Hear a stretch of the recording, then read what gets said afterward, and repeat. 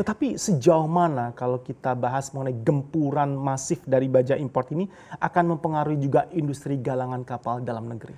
Jadi begini ya, pabrik baja kita itu kebutuhan baja untuk kapalnya kan relatif rendah. Kebutuhan baja untuk setiap kapal itu kan berbeda-beda, Mas Elmo. Tetapi rata-rata sepertiga dari bangunan kapal itu baja. Selebihnya mungkin nanti kalau itu kapal perang, ya persenjataan, sistem komunikasinya yang akan lebih mahal atau yang lebih banyak elemennya. Nah,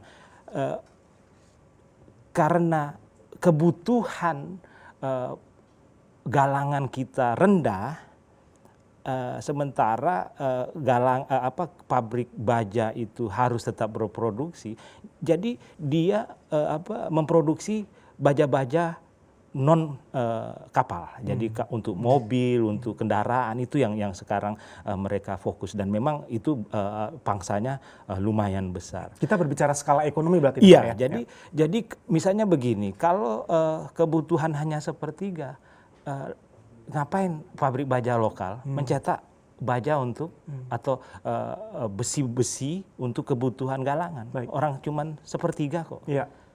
Rugi jadinya dia kan. Nah, tetapi ada kebutuhan. Nah, inilah kebutuhan ini saja yang diimpor. Inilah yang menyebabkan gempuran itu gitu loh. Skala ekonomi pabrik baja lokal terlalu rendah kalau memproduksi itu. Nah, galangan akhirnya mengimpor saja, terutama dari galangan di Batam.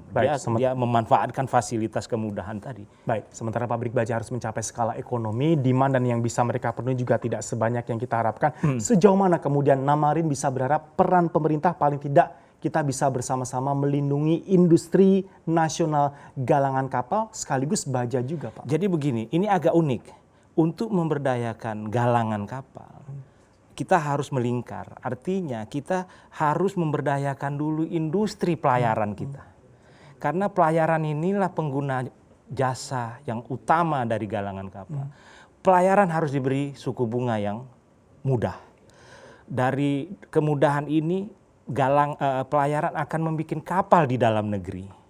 Nah, galangan kapal di dalam negeri bergerak, pabrik baja lokal pasti bajanya juga akan makin meningkat. Jadi urutannya seperti itu, Mas Elmo. Tidak bisa langsung diberikan subsidi kepada galangan. Kita sudah melihat deregulasi itu menyasar galangan, tapi tetap tidak tepat sasaran kan selama ini. Yang tadi saya bilang, ada ribuan komponen yang harus dilaporkan oleh galangan untuk minta restitusinya. Habis waktu galangan. Install aplikasi kami CNBC Indonesia di Google Play Store dan App Store untuk mengikuti perkembangan terkini berita bisnis dan ekonomi.